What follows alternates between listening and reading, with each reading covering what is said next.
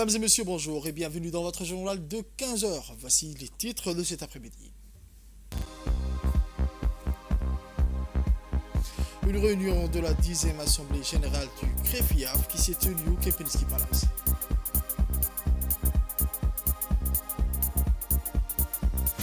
Au Moyen-Orient, 5 morts dans une frappe israélienne à l'est du Beyrouth. Les détails dans ce journal.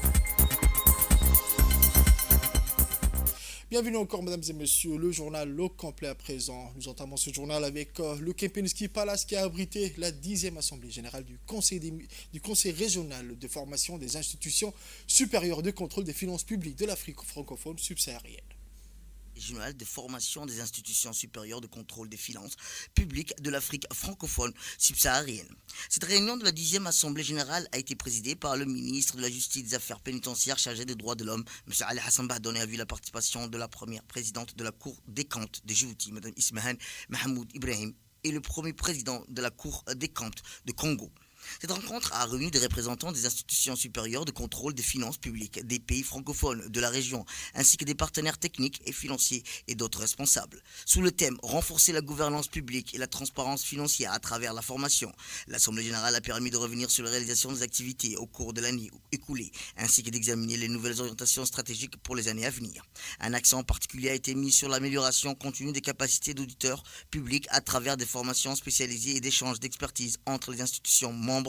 Le SCREF a joué un rôle clé dans la promotion de la gouvernance publique et le renforcement de la transparence financière en Afrique francophone et subsaharienne. Les membres ont salué les progrès réalisés dans le cadre de la mise en œuvre de la charte et se sont engagés à poursuivre leurs efforts pour assurer une gestion publique plus transparente, efficace et responsable au bénéfice des populations de la région.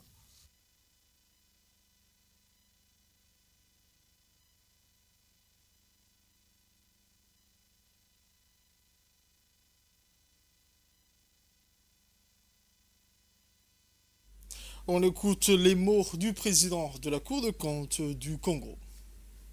Ce rendez-vous qui a lieu tous les 3 ans est certainement l'occasion de nous remettre en question par rapport à l'ensemble des trajectoires que nous avons empruntées au nom de ces idéaux, d'y porter un regard critique ou au contraire de nous conforter dans une voie certaine qui n'est pas non plus exempte d'embûches. Si la science, en général, a ceci de particulier qu'elle évolue par rupture épistémologique, j'ose croire, pour ma part, que les travaux de cette Assemblée générale ne consisteront pas à rompre une dynamique qui semble bien engagée, mais davantage à explorer les solutions et les approches de sa consolidation. La présente Assemblée générale n'aura donc pas le format de la précédente, car elle place au cœur de nos échanges un sujet d'une importance capitale qui ne manquera pas d'avoir un impact significatif sur l'ensemble de nos actions, à savoir la définition du nouveau cadre stratégique pour les 6 prochaines années. Considérant cet agenda critique, je me réjouis d'ores et déjà de votre présence en ces lieux et vous remercie infiniment pour votre implication constante et engagée au service de l'organisation. Je tiens également à adresser mes vifs remerciements aux partenaires ici présents, non seulement pour leur présence effective à nos côtés à l'occasion des présentes assises, mais davantage pour leur soutien multiforme en faveur des initiatives de renforcement des capacités de nos ISC membres. On écoute à présent les propos de la présidente de la Cour des comptes de Djibouti.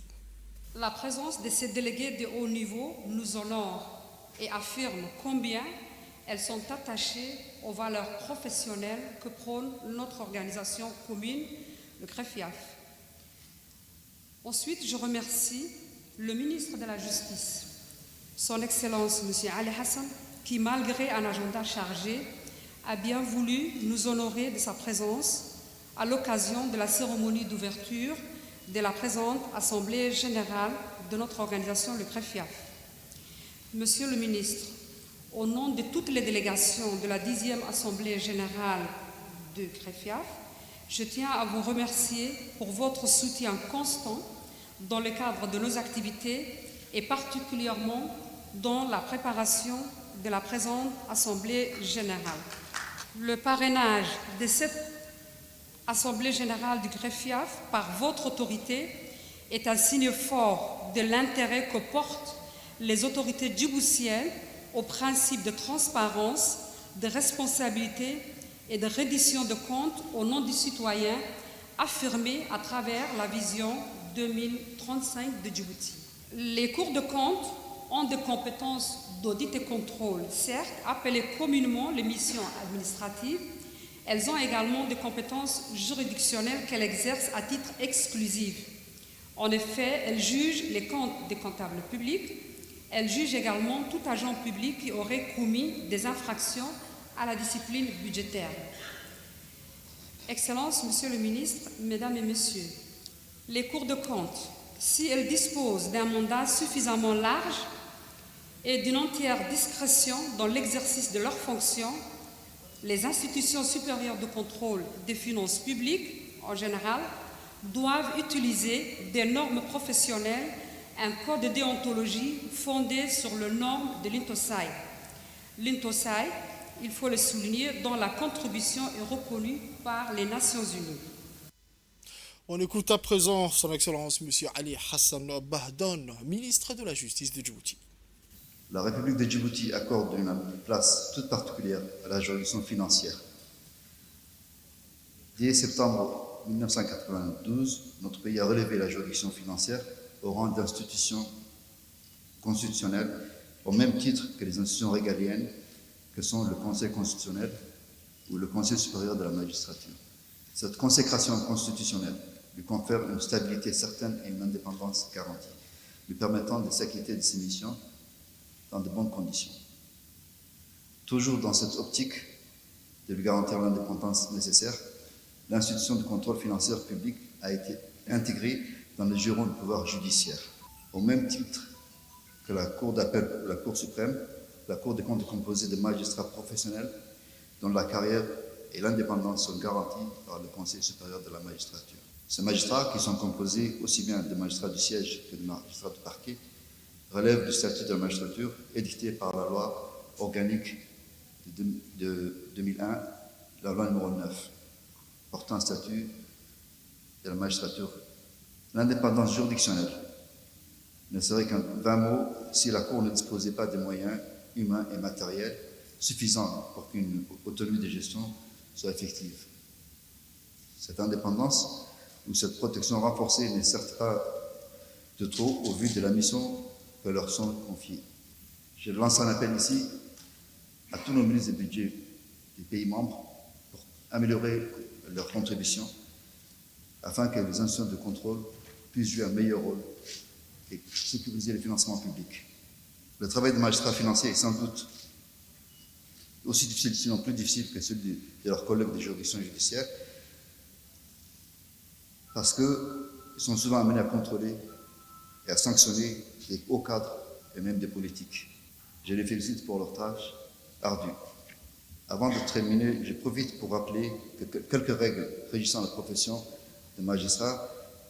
Le magistrat doit être impartial, le magistrat doit faire preuve d'intégrité et le magistrat doit faire preuve d'honneur.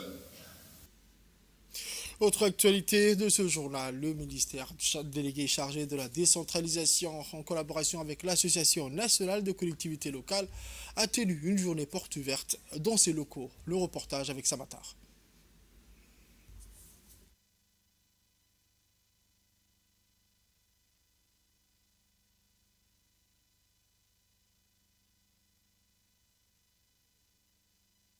De la transparence et de l'engagement vise à renforcer le lien entre les collectivités locales, la société civile et l'ANCLD.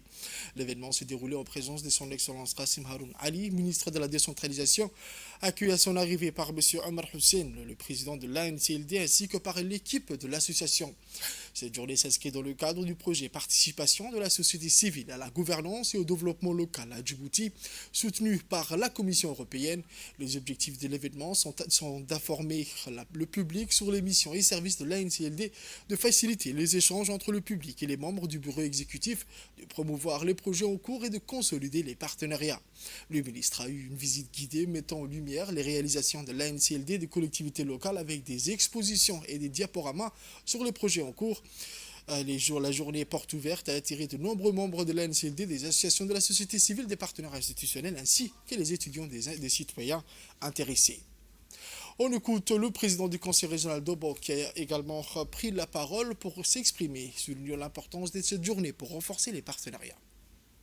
Nous venons d'arriver au terme de 3 jours d'activité intense que l'ANCLD a mené depuis donc le 11. Comme vous le savez, nous avons commencé par la première édition de la journée nationale des collectivités de Djibouti. La deuxième journée, on l'a consacrée à l'Assemblée générale de l'ANCLD. Et aujourd'hui, nous sommes en train de finaliser la journée porte ouverte. À travers ces activités, nous voulons montrer ce que l'ANCLD fait, ce que l'ANCLD est aussi. À titre de rappel, l'ANCLD étant l'Association nationale des collectivités locales de Djibouti. Elle se compose donc de 5 régions, de 3 communes et de la mairie de Djibouti. Elle a été créée en 2016 et réactivée en 2018. Et aujourd'hui, donc, elle regroupe ces différentes instances régionales et communales, comme je l'ai précisé. Donc la première journée, la première édition, on l'a organisée à Sheraton. C'était l'occasion pour nous de montrer au grand public ce que nous faisions et surtout notre feuille de route. Nous avons eu la visite de plusieurs membres du gouvernement que je voudrais ici donc remercier au nom du bureau exécutif de la NCLD.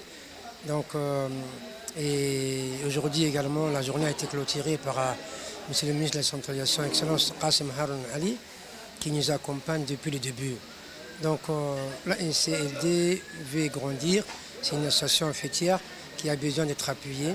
Aujourd'hui, nous avons l'appui du gouvernement, nous avons également le soutien des partenaires que je remercie au passage et en premier lieu desquels je vais citer l'AIMF.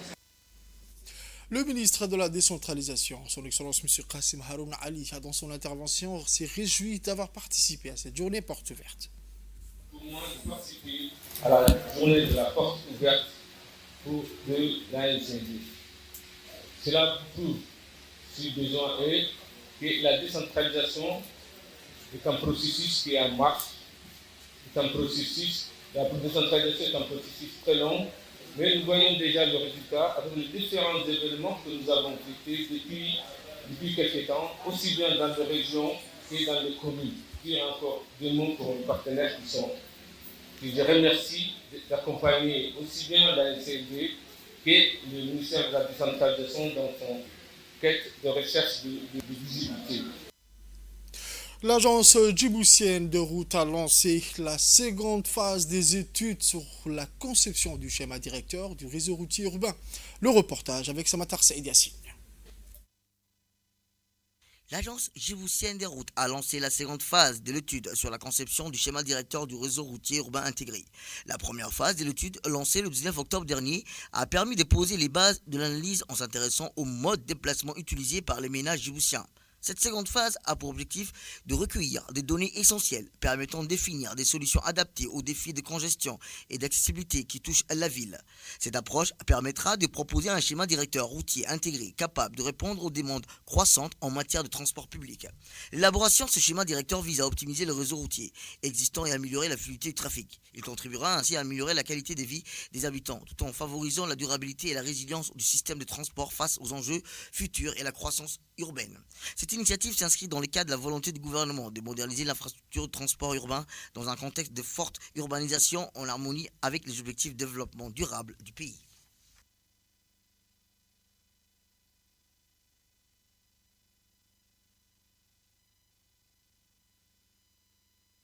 Direction la Somalie à présent, où le gouvernement somalien continue de travailler en rapatriement des jeunes Somaliens qui ont immigré illégalement et tombent souvent entre les mains des réseaux de trafiquants d'êtres humains. Ces jeunes endurent des conditions difficiles en Libye et en Tunisie. Le reportage. Le gouvernement somalien continue de travailler au rapatriement des jeunes somaliens qui ont immigré illégalement et tombé souvent entre les mains des réseaux de trafiquants d'êtres humains. Ces jeunes endurent des conditions difficiles en Libye et en Turquie. Récemment, au moins 24 jeunes somaliens détenus depuis plusieurs années dans des prisons où ils ont subi des mauvais traitements ont atterri à l'aéroport Aden Adé à Mogadiscio. Ce rapatriement fait suite au succès du gouvernement somalien dans le retour de 169 jeunes où ils étaient retenus contre rançon après avoir tenté de rejoindre l'Europe et ont été capturés par des réseaux de passeurs. Ces efforts de rapatriement sont menés par l'ambassadrice Mariam Yassine, envoyée spéciale du président somalien pour les questions d'immigration et des droits de l'enfant et des enfants, en collaboration avec des responsables du ministère des Affaires étrangères somalien et des organisations internationales telles que l'Organisation internationale pour les migrations et les Nations unies. À leur arrivée à Mogadiscio, les jeunes ont témoigné devant les médias de leur souffrance durant leurs années de détention, décrivant les conditions difficiles auxquelles ils ont été confrontés. Malgré ces efforts, un nombre de jeunes somaliens demeurent encore dans des prisons de plusieurs pays, en particulier en Afrique de l'Ouest, où beaucoup d'entre eux tentent de traverser la Méditerranée pour atteindre l'Europe. Le gouvernement somalien s'efforce continuellement de secourir ces jeunes et de les amener au pays. Organise régulièrement des vols de rapatriement pour les migrants somaliens détenus dans diverses prisons à travers le monde vers Mogadiscio. Aux nouvelles mondiales à présent, à Gaza, il n'y a plus de zone sûre à Gaza selon l'UNRWA. Les détails avec Fardous. À Gaza, l'offensive militaire israélienne continue de faire des ravages dans la bande de Gaza selon l'agence de défense civile. Au moins 30 personnes, dont des enfants, ont été tuées lors de 2 récentes frappes visant le nord de l'enclave. L'agence des Nations Unies pour les réfugiés palestiniens insiste sur le fait qu'aucun endroit dans l'enclave n'est sûr. Il n'y a aucun endroit sûr à Gaza, c'est ce qu'ont dit de nombreuses personnes. Je le répète, a déclaré Scott Anderson, coordinateur humanitaire adjoint et directeur de l'UNRWA à Gaza. Les dirigeants des pays arabes et musulmans réunis lundi en Arabie Saoudite ont appelé Israël à se retirer totalement des territoires arabes qu'ils occupent pour parvenir à une paix globale au Moyen-Orient. Actualité à la une de ce journal au Liban, 5 morts dans une frappe israélienne à l'est de Beyrouth. Le reportage toujours avec Fardous. Au Liban, 5 morts dans une frappe israélienne à l'est de Beyrouth. Une source de sécurité a indiqué que la maison touchée abritait des déplacés ayant fui les bombardements israéliens. Israël a intensifié ses frappes avec plus de 10 bombardements sur la banlieue sud de Beyrouth, a rapporté l'agence de presse officielle pour un appel de l'armée israélienne à évacuer plusieurs quartiers. Depuis le début des affrontements en octobre 2023, plus de 3240 personnes ont été tuées selon les autorités libanaises. La majorité des victimes ont été tuées depuis septembre dernier lorsqu'Israël a lancé sa campagne de bombardement et une offensive terrestre au Liban. Le secrétaire général des Nations Unies, Antonio Guterres, a dénoncé mardi une justice intolérable à l'encontre de l'Afrique lors de la COP29 à Bakou. Antonio Guterres a exhorté les pays riches à doubler leur financement. Le reportage avec Fardous. Le secrétaire général des Nations Unies a dénoncé mardi une injustice intolérable à l'encontre de l'Afrique lors de la COP29 à Bakou. La création du fonds pour les pertes et dommages proposé par le secrétaire général de l'ONU devrait permettre aux pays vulnérables de faire face aux phénomènes météorologiques extrêmes comme les sécheresses, les inondations, d'augmenter le couvert végétal, de protéger la biodiversité et de développer leur capacité en énergie renouvelable. Par ailleurs, le chef de l'ONU a proposé des taxes de solidarité sur des secteurs tels que le transport maritime, l'aviation et l'extraction des combustibles fossiles pour contribuer au financement de l'action climatique. Depuis la déclaration de l'état d'urgence, les cas de la nouvelle souche du virus Mpox ont plus que doublé chez les enfants en RDC et au Burundi. Forte hausse chez les enfants en RDC et au Burundi. Depuis la déclaration de l'état d'urgence, les cas de la nouvelle souche du virus Mpox ont plus que doublé chez les enfants en RDC, au Congo et Burundi. Au 3 novembre, les cas chez les enfants en RDC avaient augmenté de plus de 130%, passant d'environ 11 300 cas suspects à 25 600. Tandis qu'au Burundi, le nombre de cas de variole chez les enfants est passé de 89 à environ 1100 depuis que l'Organisation mondiale de la santé, l'OMS, a déclaré l'épidémie comme étant une urgence de santé publique de portée internationale le 14 août. Le risque global pour la population de la RDC et du Burundi reste extrêmement élevé, en particulier pour les enfants. Les enfants mal nourris vivant dans des zones où l'assainissement est insuffisant et où les soins de santé sont limités, sans accès aux tests et aux vaccins, courent un risque encore plus grand de contracter le virus et d'y succomber. C'est la fin de ce journal de 15h, mesdames et messieurs. Merci à vous de l'avoir suivi et restez avec nous pour la suite du programme sur Télé Djibouti.